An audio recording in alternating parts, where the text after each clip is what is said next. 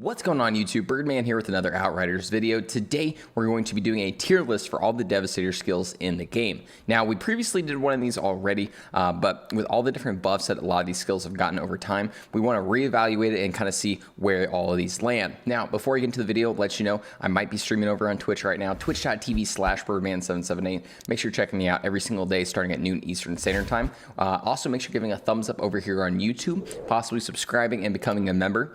We might actually be swapping over to YouTube for our streaming here soon. So let me know in the comments down below, would you be interested in me streaming here on YouTube instead? And then finally, catch me over on Twitter as well, twitter.com/Byrdman778 for some super subpar takes and pretty decent tweets. I would say so myself. Anyway, let's get right on to the video. So, like I mentioned before, we're going to be ranking these. We previously had another list, which I will link down below for you all to check out, the OG list, and kind of see exactly where these all kind of landed, post, buff, nerf, all that stuff. So let's start off with Boulder Dash. Now, Boulder Dash was one of those that we used to have like pretty low down on the list, and now I would dare say it is an S tier ability. The biggest reason why this is an S tier ability now is because of the fact that you can start and stop the use of Boulder Dash and kind of control it a lot more. Before, it was a straight line. You couldn't do anything whenever you started and stopped.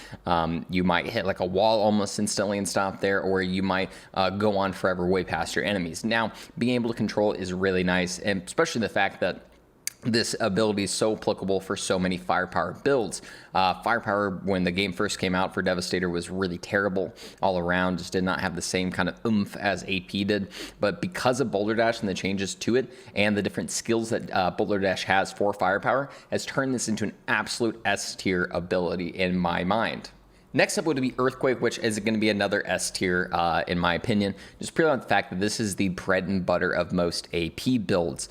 You're going to be able to get some long range on this. This goes through walls, can go up ladders, essentially everything. It has a high amount of damage as is. You can get extra uses of it, but also the fact that this can be really applicable for firepower builds as well now, because of our understanding of armor and how that works with it. Having things like Panzer Drain and armor boost is really nice for Earthquake, just because we end up stealing armor or gaining armor by using Earthquake, which then will feed in different things such as Middle Tree Devastator build or the Death Proof set, which gives you a 15% boost to firepower based on your armor. So this is a super applicable skill across the board. I absolutely think that this is deserving of S tier. If you really want to like do like the whole like which one is like closest to it, I would say Earthquake is like the highest ranked skill for Devastator, purely off of just its absolute fluidity between firepower and AP. Next up, we have Endless Mass, which I'm going to put at a B tier. The reason why I'm putting this at a B tier is, one, because of its overall just lack of use at times against elite enemies. Essentially, you get like one use of this against elite enemies at a time, and it kind of, in my opinion, holds it back a lot, just purely off the fact that once you activate it once, essentially all those enemies are going to shroud themselves in anomaly resistance, which then you can't activate it on them. Also the fact that a lot of these skills that are based around it only really affect up to 4 enemies at a time, and most mobbing situations where you're going to be using this is going to be a lot more than 4 enemies, so it kind of is lackluster in that mind for me. I think it's great though for the fact that things like Marshall Set help boost the different perks that we already have for that, but again, Marshall's kind of the same way, where the fact that we only get about 4 enemies that'll be afflicted by this at a time, so in hindsight it might not be too bad overall, but just like for me, I just don't feel as though it's that applicable. Now, I have seen different builds with Devastator. My friend Chadley99 loves Endless Mass because he gets high weapon damage off of it because of the perks for it, which is really great. But again, for me, it just kind of holds back a little bit. But I mean, again, it deserves at least a good rating of B, just based off the fact that you're able to group enemies together, maybe afflict them with Earthquake or afflict them with Boulder Dash, something like that. But again, all around, I just think it's kind of like one-shot use, kind of holds it back a lot. Next up is going to be Golem, which I'm going to put at A tier. A tier, I think, is that just all around, it's like going to be a great ability, just purely off the fact that, one, you get high resistance from it. You get to use Paladin and Champion in the firepower section and the AP section to get those huge boosts to either your AP power or your weapon damage.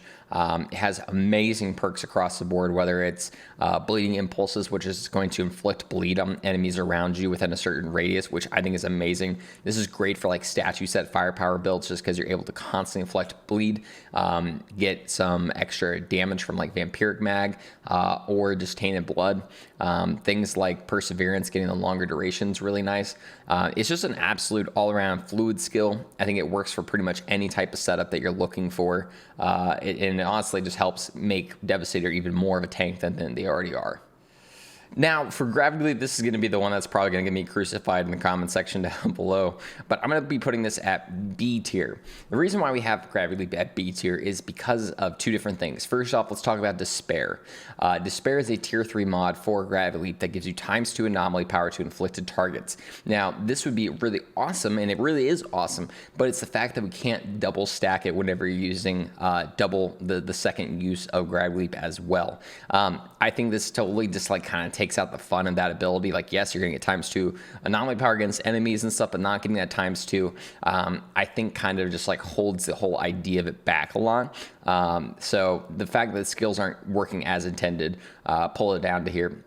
But it's also the fact that whenever you activate Gravity Leap, at times on certain enemies, there's like this weird cooldown. It brings you out of your Gravity Leap. You end up going back down to the ground. You're kind of like stunned there for a second. Enemies are shooting at you. And it kind of just like puts you in a weird situation. You're having to run around real fast, wait for Gravity Leap to reactivate, then fly up in the air, come back down. It's just awkward at times. The distance on it can be weird. At times, it might inflict a different enemy. I think if they fix the direction on this, it would be a whole lot better. But at least for right now, it is kind of lackluster in a way. You can get a lot more out of different things like Boulder Dash, like Earthquake, instead of using Gravity Leap. Now, I think if they fix this directional issue and fix the perks for it, it would go up to at least A tier in my mind. But I also think that just doesn't have enough perks for it. We have 3 tier 1 perks and only 2 tier 3s. You have the life absorption, the extra damage, and the bleed for tier 1, and then double jump and despair. I just feel like that's just not a whole lot in comparison to all of the rest of these that have at least like 5 or 6 plus different perks available for it. So more perks for Gravity Leap would be great, and more perk focus with like things like despair would really help it out.